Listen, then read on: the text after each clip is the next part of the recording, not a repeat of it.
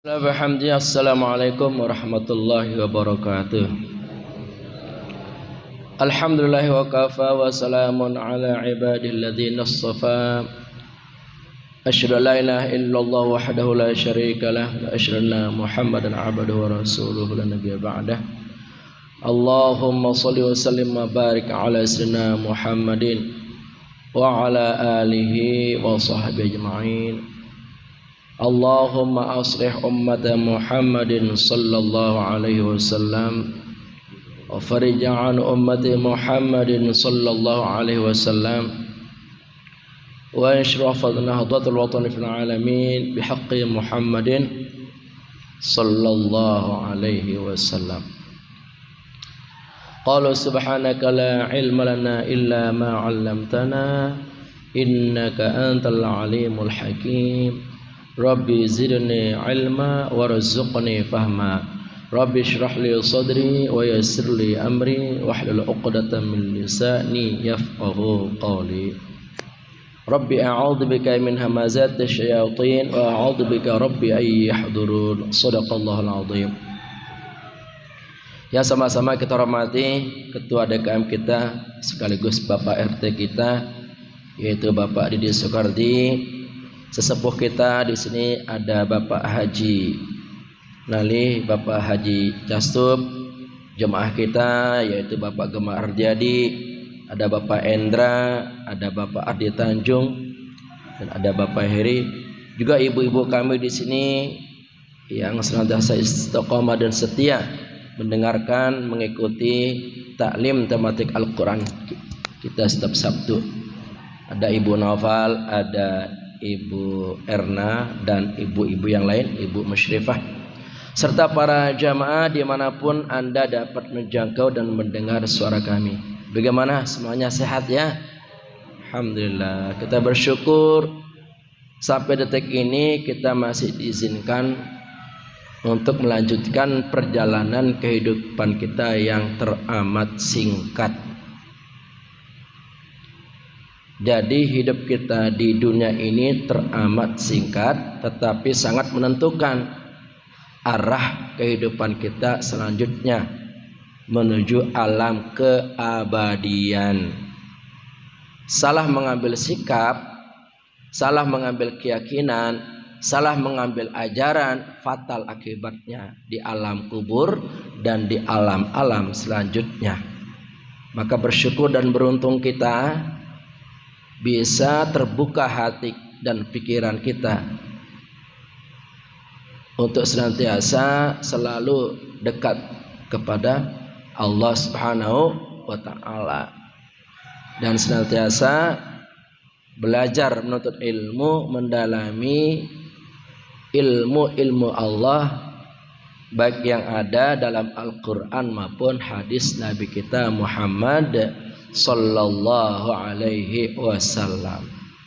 Tantangan selalu ada, godaan selalu ada.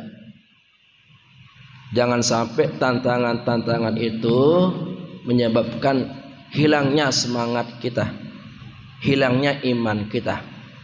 Memang yang namanya di dunia ini penuh dengan tantangan, penuh dengan ujian. Ketika kita menyatakan komitmen beriman, komitmen ingin dekat kepada Allah, siap-siaplah menerima tantangan. Iman yang ada dalam hati ini akan diuji sejauh mana komitmen keimanan kita. Kalau orang nggak beriman, apa tantangannya? Nggak ada, nggak perlu diuji dia, memang nggak beriman. Tapi kita yang beriman akan diuji, akan ditantang oleh Allah. Kita sudah menyatakan diri kita beriman, kita berkomitmen dengan keimanan kita. Apakah kita mampu untuk mempertahankannya, meningkatkannya, mengokohkannya sampai akhir kematian kita nanti? Mari kita terus berjuang melawan diri sendiri. Tantangan kita umumnya ini ya adalah malas, enggan. Itu tantangan harian.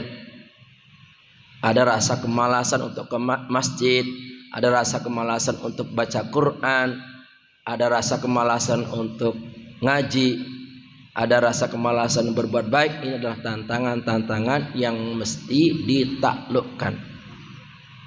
Bukan orang lain yang menaklukkan, kita sendiri, karena kemalasan itu ada pada diri kita, maka kitalah yang berjuang melawannya. Ini para jamaah ini kurang-kurang berjuang melawan kemalasan yang mungkin tidak sampai nih jasadnya di masjid ini. Jadi alhamdulillah ini kita sudah berhasil melawan kemalasan-kemalasan yang ada dalam diri kita. Semoga kita istiqamah dalam iman dan Islam sampai kita menutup mata. Makanya selalu kita berdoa agar di akhir kemudian nanti kita mendapatkan husnul khatimah. Demikian. Nah, di antara upaya kita agar komitmen keimanan ini terus berkobar di hati kita, menyala dengan terangnya di hati kita, menjadi pencerahan bagi jiwa, menjadi pencerahan bagi akal kita, adalah kita belajar Asmaul Husna, yang kali ini adalah sifat Allah yang ke-80, yaitu At-Tawwab. Apa jamaah? At-Tawwab artinya Allah Maha menerima taubat. Kata-kata At-Tawwab dalam Al-Quran itu diulang sebanyak 11 kali. Di antara At-Tawwab yang akan kita pelajari di sini adalah ada pada surah Al-Hujurat, surah yang ke-49. Surah yang ke-49 ayat 12. Jumlah ayatnya surat Al-Hujurat 18, berada pada juz yang ke-26. Kita akan baca dan memperhatikan surat Al-Hujurat ayat 12, menyatakan bahwa Allah itu bersifat At-Tawwab. A'udzu billahi minasy syaithanir rajim. Bismillahirrahmanirrahim. Ya ayyuhalladzina amanu ijtanibu katsiran minadh-dhann inna ba'dadh-dhanni ithmun wa la tajassasu wa la yaghtab ba'dukum ba'dha ayuhibbu ahadukum an ya'kula lahma akhihi maytan fakarihtumuh wattaqullaha innallaha tawwabur rahim. Ada di ujung ayatnya, yaitu innallaha tawwabur rahim. Tawwab. Hai orang-orang yang beriman, jauhilah kebanyakan buruk sangka atau curiga. Karena sebagian dari buruk sangka itu dosa. Dan janganlah mencari-cari keburukan orang. Dan janganlah menggunjingkan satu sama lain. Adakah seorang di antara kamu yang suka memakan daging saudaranya yang sudah mati? Maka tentulah kamu merasa jijik kepadanya, dan bertakwalah kepada Allah, sesungguhnya Allah Maha penerima taubat lagi Maha penyayang. Dari ayat ini kita dapat mengambil pembelajaran yang sangat penting untuk kita ingat dan kita perhatikan. Yang pertama, kita sebagai orang yang beriman dipanggil oleh Allah dengan mengatakan, hai orang-orang yang beriman. Ini panggilan kasih sayang kepada kita. Jauhilah kebanyakan buruk sangka. Su'udzon namanya ya. Kita jangan suka su'udzon sebelum kita menemukan fakta sebenarnya. Manusia ini gampang su'udzon, gampang buruk sangka. Contoh. Ya, Semua pada keluar kerja bakti. Contoh ya, contoh ini. Ternyata ada satu orang enggak kerja bakti. Nah, terkadang kita suka buruk sangka. Wah, jangan-jangan dia memang enggak mau datang kerja bakti. Emang dia tuh sifatnya begitu. Apalagi teman sebelah kiri kanan nyamber. Udah makin banyak tuh buruk sangka. Jadi sok tahu kita menilai orang. Emang dia tuh dasar itu nggak tahu diri, kerjanya tidur aja, ya. Kerjanya nongkrong aja. Awas hati-hati ya. Ketika kita membuka aib orang dengan buruk sangka, maka yang ada adalah keburukan orang lain. Kalau memang kita ingin merubah dia, ya kita datang baik-baik, kita nasihatin atau klarifikasi. Ya, mengapa Anda tidak keluar kerja bakti? Apa yang terjadi? Ya, siapa tahu mungkin ada masalah yang selama ini dipendam sehingga tidak bisa ikut kerja bakti. Itu contoh, PRT ya, contoh. Ya. Jadi kita berusaha menghilangkan buruk sangka ini, karena ini yang membuat cara berpikir kita menjadi sempit. Kemudian dada kita pun menjadi terganggu, jiwa kita terganggu karena dengan penilaian-penilaian negatif itu. Lebih baik kita mencari 1001 alasan berbaik sangka kepadanya. Ya, karena kita tidak tahu apa yang sesungguhnya yang terjadi pada orang itu. Ini Allah SWT memberikan kita warning, jangan suka berburuk sangka, jauhilah buruk sangka. Ya. Kemudian yang kedua, kita juga dilarang untuk bergibah. Apa bergibah? Mencari-cari kesalahan orang lain atau membicarakan ya kesalahan orang lain. Ini pun kadang suka keceplosan kita ya. Ya, mengungkapkan keburukan orang, kelemahan orang di depan umum, di depan teman-teman kita. Dan terkadang suka tidak kita sadari namanya ghibah. Ya, menjelekkan, menceritakan aib keburukan orang lain.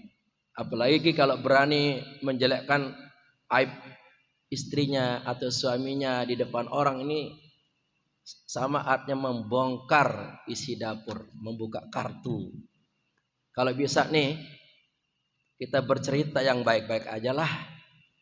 Kecuali kalau kita jadi saksi di depan hakim, kita diminta keterangan, kita harus sejujur-jujurnya mengatakan, oh dia itu memang maling, dia itu memang pencuri, dia itu memang perampok, dia itu berzina, dia itu berselingkuh dan lain sebagainya. Kalau kita diminta jadi saksi di depan hakim, ya kita ungkapkan apa adanya.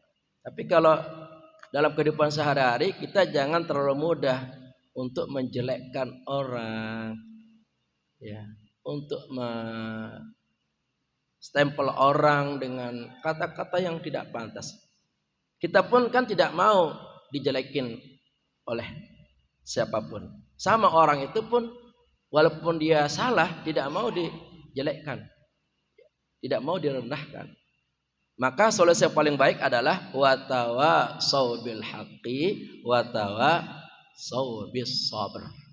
Saling memberikan nasihat, memberikan masukan kepada kita. Jadi ini adalah penyakit harian kita.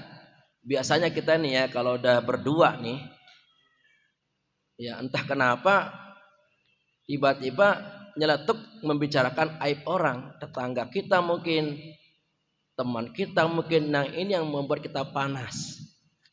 Jadi kalau bisa jamaah sekalian, mari kita menjaga lisan kita. Ini Allah melarang ya, untuk membicarakan aib kejelekan orang lain. Kata Nabi, kalau kita menutup aib kejelekan orang, maka Allah akan menutup aib kejelekan kita di akhirat nanti. Ya, jangan sampai kita terbongkarin aib kita di akhirat, karena kita suka membongkar aib orang lain di atas dunia. Ya, begitu. Ini merupakan peringatan bagi kita semuanya. Bahkan di sini disebutkan, apakah kamu mau, katanya, apakah kamu suka ya memakan bangkai saudaramu sendiri? Ya. Kita kan nggak mau makan bangkai. Jadi orang yang bergibah, menjelekkan orang, mengungkap aib orang, sama artinya memakan bangkai temannya sendiri. Na'udzubillahi min. Ini para jamaah kalau bisa nih, bukan kalau bisa, harus ya. Kalau kita berdua, bertiga, bersama-sama, hati-hati, jangan terlalu mudah kita menjelekkan, membuka, membongkar aib orang lain, karena itu akan menjadi suatu masalah yang besar kelak di kemudian hari. Kalau memang kita tidak setuju dengan perbuatan dia, tidak suka dengan perbuatan dia, ya kita datangi baik-baik, kita kasih masukan. Insya Allah dengan cara itu akan selesai masalahnya. Nah, kemudian ditutup dengan ayat ini, bahwa Allah itu benar-benar menerima taubat dan maha penyayang. Artinya apa? Kalau kita sudah taubat nih, nggak buruk sangka lagi, nggak menggibah lagi, nggak mencari-cari kesalahan orang lain, benar-benar taubat, Allah mengampuni dosa-dosa kita. Mudah-mudahan demikian. Kita baca salawat dulu ya, supaya kita mendapatkan syafaat dari Nabi kita Muhammad sallallahu alaihi wasallam. Salatullah salamullah ala taha rasulillah. Salatullah salamullah ala yasin habibillah. At-Tawwab Allah Ta'ala maha menerima taubat hamba bila bertobat dengan nasuha atas dosa yang diperbuatnya. Salatullah salamullah ala taha rasulillah. Salatullah salamullah ala yasin habibillah. At-Tawwab maknanya Allah maha menerima taubat. At-Tawwab artinya kembali Allah menerima taubat, terus menerus menerima taubat ya, atas segala dosa-dosa yang diperbuat oleh manusia. Ya, Allah tuh maha tahu kita ini banyak dosa. Makanya Allah memiliki suatu sifat namanya At-Tawwab, yang senantiasa menerima taubat hambanya bila kita bertobat dengan taubatan nasuha. Taubat yang sebenar-benarnya taubat, bukan asal taubat ya. Dari mulutnya taubat, tetapi ternyata taubatnya palsu ya. Bukan itu. Taubatan nasuha ada taubat yang benar-benar kita memohon ampun kepada Allah, menyesal ya, dan berniat tidak akan kembali lagi melakukan perbuatan dosa tersebut. Kalau diantara kita mungkin kita selama ini telah berbuat dosa ya, dosa kepada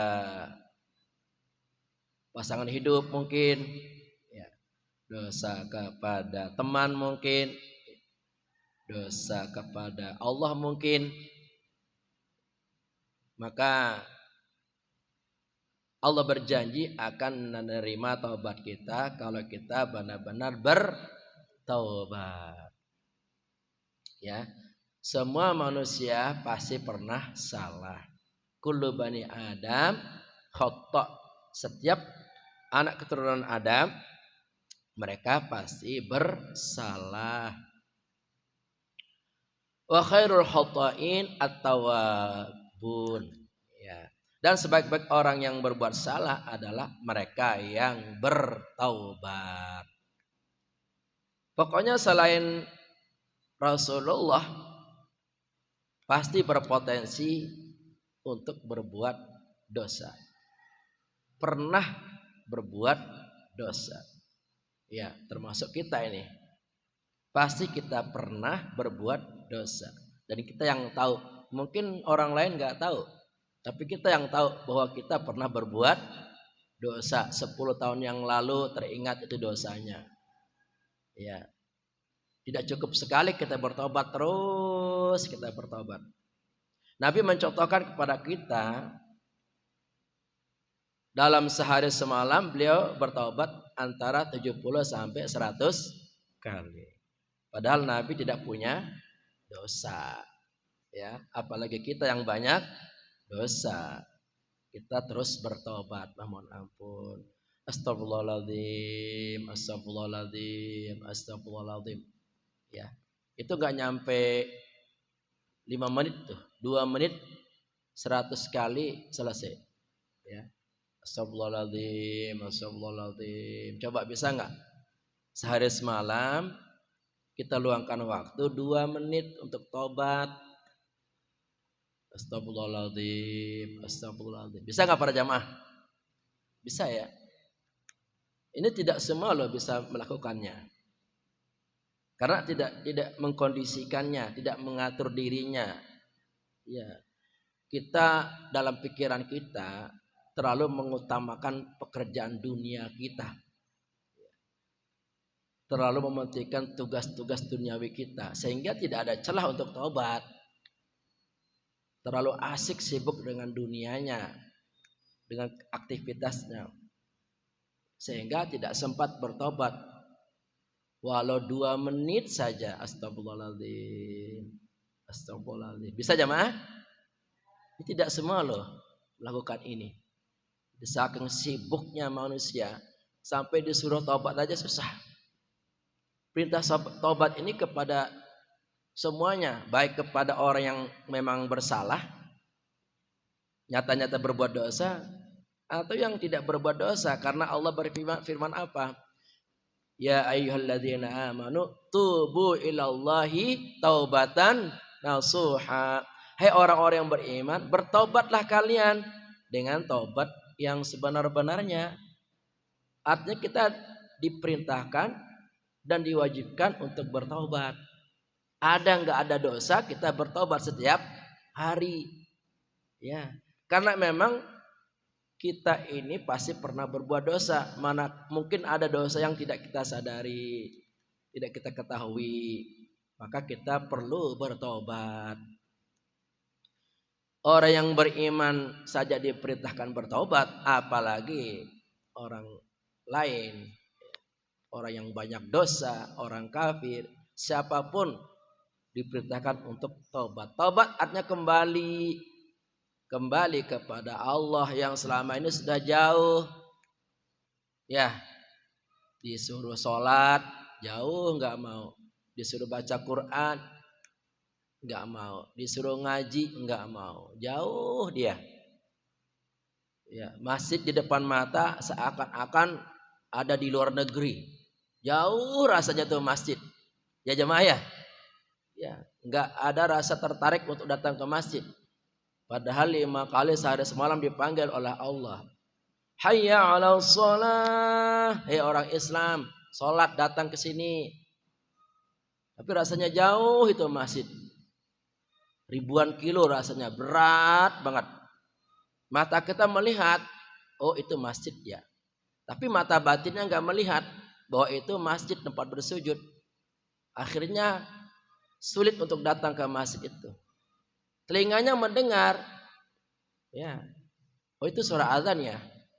Tapi telinga imannya nggak mendengar, ya, telinga spiritualnya nggak mendengar. Akhirnya seakan-akan dia tuli, tidak mendengar suara azan yang indah itu. Itu disebut apa? Summum bukmun umyun fahum la yu'minun, fahum la yarji'un. Ya, mereka itu buta, ya, tuli, bisu, dan mereka tidak mau kembali. Nah, jangan sampai seperti itu. Kita berusaha ini untuk terus membuka pintu hati kita, ya, pintu akal kita untuk menerima ajaran Allah dan Rasulnya ini, untuk melaksanakan syarat-syarat agama sebagai bekal kita menghadap kepadanya nanti. Allah Ta'ala menyuruh kita untuk bertobat dengan segera. Jangan sampai ditunda-tunda sebelum kematian itu tiba. Salatullah, salamullah ala taha rasulillah. Salatullah, salamullah ala yasin habibillah. Allah menyuruh kita untuk bertobat sebelum ajal tiba. Jangan menunda-nunda. Terutama anak muda nih, mentang-mentang badannya seger buger gitu. Iya, suka menunda-nunda. Nanti kalau sudah tua, nanti kalau sudah pensiun. Ya kalau umurnya nyampe, ya. Kalau nggak nyampe bagaimana? Karena betapa banyak orang yang meninggal belum tua-tua amat. Betul jemaah? Iya, umur 40, umur 30, ya, umur 50. Kalau kita menunda-nunda, kapan kita bertaubat? Biasanya kalau orang menunda-nunda itu ngeremehin, ya, tidak menganggap penting. Padahal Allah menyuruh kita untuk bertobat. Kalau Allah menyuruh kita untuk tobat, ini sangat-sangat penting.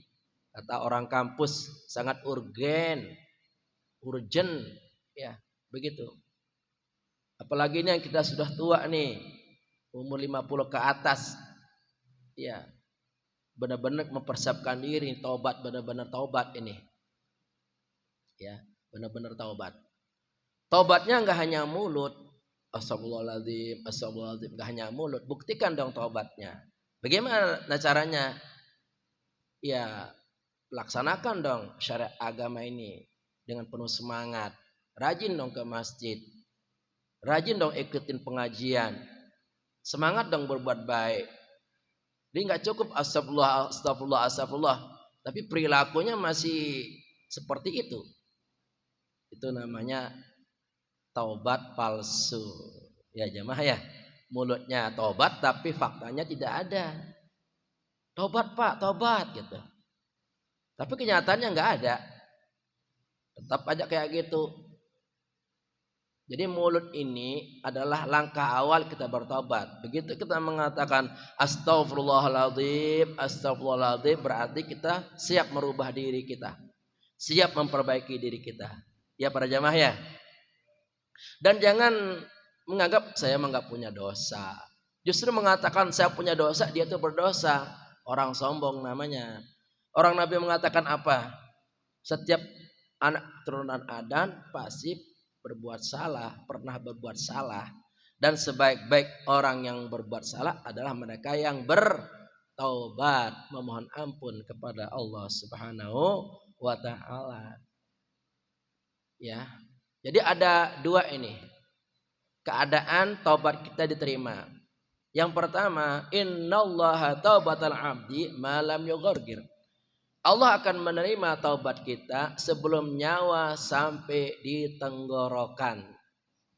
Ya, ketika sekarat ini, kalau nyawanya sudah nyampe di tenggorokan, sebentar lagi keluar dari raga kita, maka tertutuplah pintu taubat kita.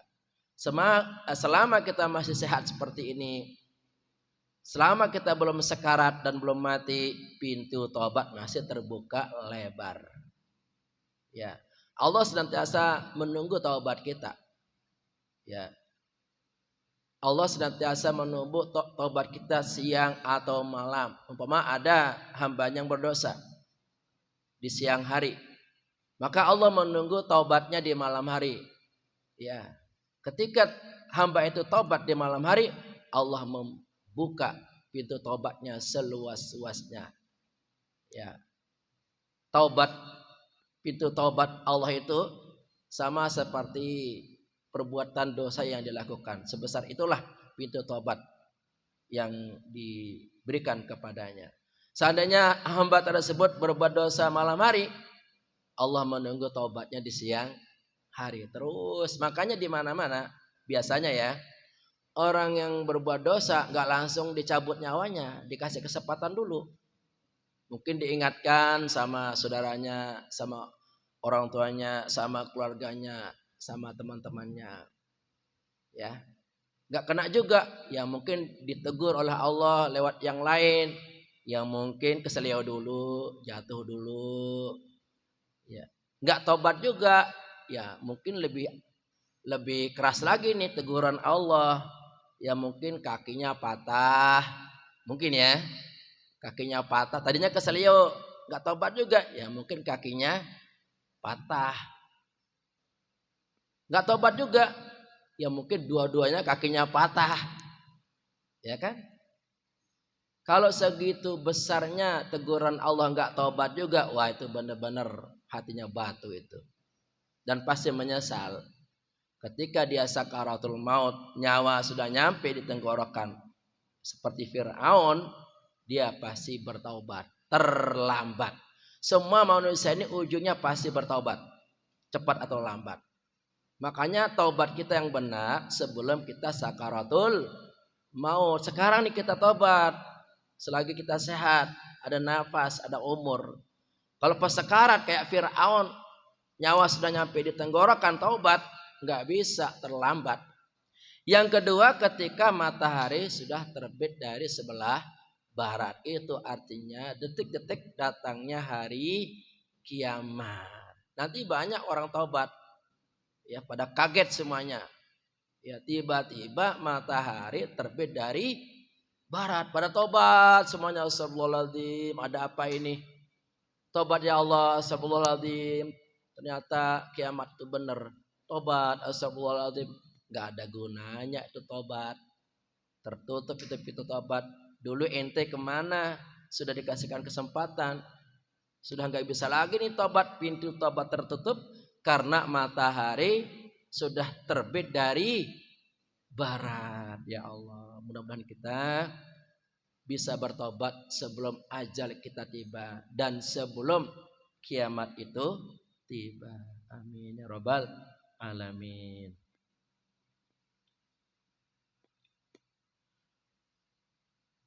Bila kematian itu tiba, habislah sudah waktu kita. Taubat sudah tidak bermana. Aduh menyesal tiada guna. Salatullah salamullah ala taha rasulillah. Salatullah salamullah ala yasin habibillah. Semua manusia akan taubat, akan mengakui dosanya. Ya semuanya. Andai kata ketika masih sehat nggak bertobat, pasti nanti ketika sakaratul maut akan bertobat. Dan ini sangat disayangkan, terlambat. Tidak ada gunanya tobatnya itu. Tidak bermakna, ya, menyesal. Kan ketika sekarat nanti akan terbayang-bayang itu dosa-dosa itu. Terngiang-ngiang, terbayang-bayang. Pernah bohong, ya, pernah memfitnah, pernah adu domba, pernah berkata kasar, pernah korupsi, ya kan? Pernah berbuat curang, tidak pernah ibadah. Ya, makanya lihat loh orang-orang yang sekarat itu ada yang mukanya pucat seperti dia sedang mengalami peristiwa yang sangat menegangkan. Jadi tergambar tuh di akalnya ya, di batinnya, terbuka mata batinnya yang selamanya tertutup, tidak mengingat dosanya. Terbuka semua, tergambar semua dosa-dosanya. Ya, tapi terlambat, tidak ada gunanya. Bahkan ditampakkan tempatnya di neraka, dibayangkan azab neraka ketika sakaratul maut. Sebelum masuk neraka saja ketika sakarat ditampakkan itu azab neraka. Gimana nggak serem itu ya? Tapi berbeda orang yang sudah bertobat, seharinya sibuk dengan ibadah, sibuk dengan membaca Quran, itu kematiannya sangat indah. Akan terngiang-ngiang itu kebaikan itu. Suara Quran itu ya terasa terdengar di telinganya yang dibaca. Kebiasaan-kebiasaan sholat jamaah terlihat diputar kembali. Kebiasaan-kebiasaan berbuat baik terputar, teringat. Ya, oleh karena itu kematian yang terindah adalah kematian husnul khatimah, manakala kita senantiasa penuh dengan prestasi amal soleh. Jadi cara menghadapi kematian itu agar kita husnul khatimah, yang paling pokok, yang paling luar biasa adalah dengan kita sering membaca Al-Quran. Itu akan terngiang-ngiang itu suara Quran ketika sakaratul maut. Sehingga betapa indahnya itu kematian. Tidak terasa nyawa dicabut. Mukanya cerah ceria senang bertemu dengan Allah. Dari mulutnya akan mengucapkan kalimat asyhadu an la ilaha illallah wa asyhadu anna Muhammadar Rasulullah. Dan pasti jamaah ya. Oleh karena itu para jamaah sekalian, mari kita gaungkan Quran dalam kehidupan kita. Agar ketika kita mati nanti yang terdengar, yang teringat di memori otak kita adalah suara-suara Al-Quran. Mudah-mudahan demikian ya. Semua kita pernah berdosa. Ada dosa yang disengaja, ada dosa tidak disengaja. Mari kita bertobat segera. Salatullah salamullah ala taha rasulillah. Salatullah salamullah ala yasin habibillah. Semua kita pasti pernah berbuat dosa dan kesalahan, baik yang disengaja atau tidak disengaja. Dosa yang tidak disengaja saja diperintahkan untuk bertobat, apalagi yang disengaja. Kita bertobat ya, setiap hari kita bertobat.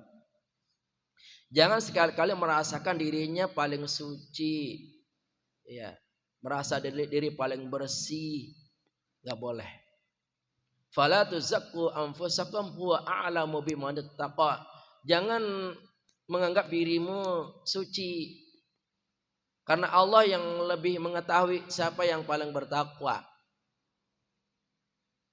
Ketika kita mengatakan diri kita suci karena kita merasa tahajudnya nggak pernah tinggal, sedekahnya nggak pernah tinggal, taklimnya nggak pernah tinggal, zikirnya nggak pernah tinggal, berbuat baiknya nggak pernah tinggal, kemudian kita merasa diri suci, itu adalah suatu kesombongan, dilarang.